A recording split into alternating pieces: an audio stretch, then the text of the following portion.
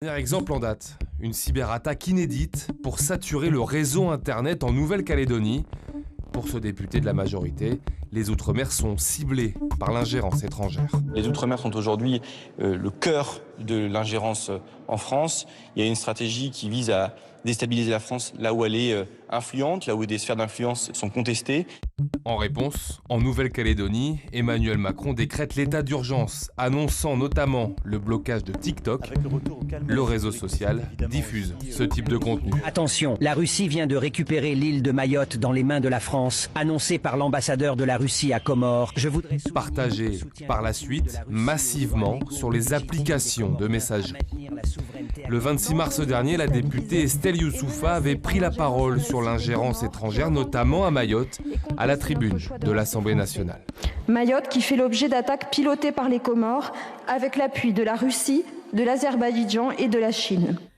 Ce qu'on peut voir sur les réseaux sociaux en fait à Mayotte, c'est des centaines et des centaines de faux profils qui alimentent un discours anti-français. Des fake news qui ont tout un même objet de dire que Mayotte française, c'est une escroquerie historique et que la France n'a pas sa place à Mayotte. Donc c'est ça l'ingérence comme elle se manifeste sur les réseaux sociaux à Mayotte.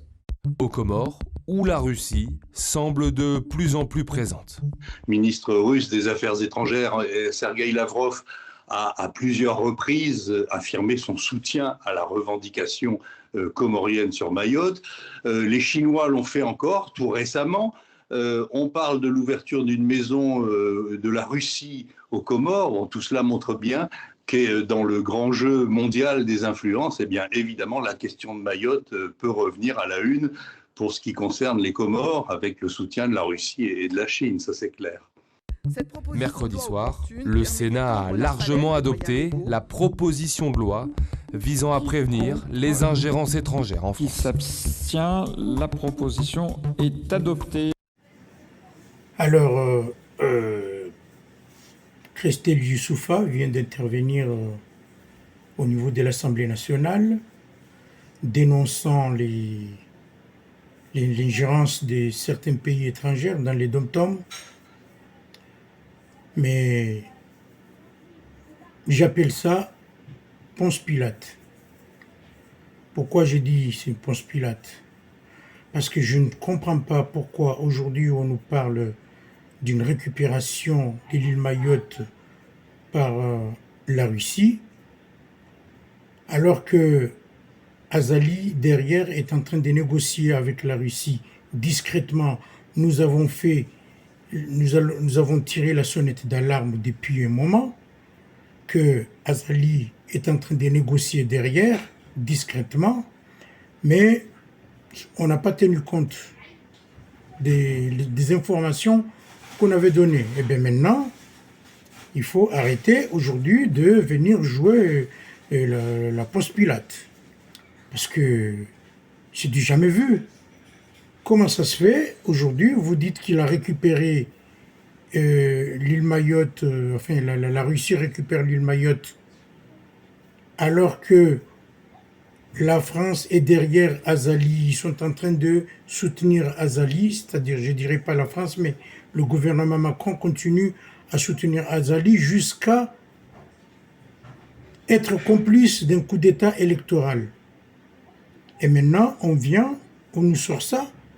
Bon, je sais que l'affaire a été soulevée depuis le mois de mars, mais n'empêche que Macron n'a rien fait. Au lieu de chercher des personnes à qui ils peuvent travailler en partenariat pour qu'il y ait une politique franco-comorienne qui va être solide, ils sont là à jouer avec un voyou. Je ne sais pas pourquoi ils s'accrochent à Azali, parce que est-ce que c'est une histoire d'argent, c'est une histoire de... Je ne comprends rien. Donc maintenant, il faut arrêter de venir nous raconter des histoires. Qu'il y a une ingérence de la Russie, l'ingérence de la Chine. Si ces gens-là arrivent à s'infiltrer à Mayotte ou s'infiltrer aux Comores, c'est parce que les autorités en place leur donnent les moyens, ils leur donnent l'autorisation. Donc Il faut arrêter maintenant. Maintenant, ce qui va arriver, eh bien tant pis, c'est une mauvaise gestion de la part du président Macron. Macron gère mal la politique de la France, que ce soit au niveau international, que ce soit dans les dom-toms.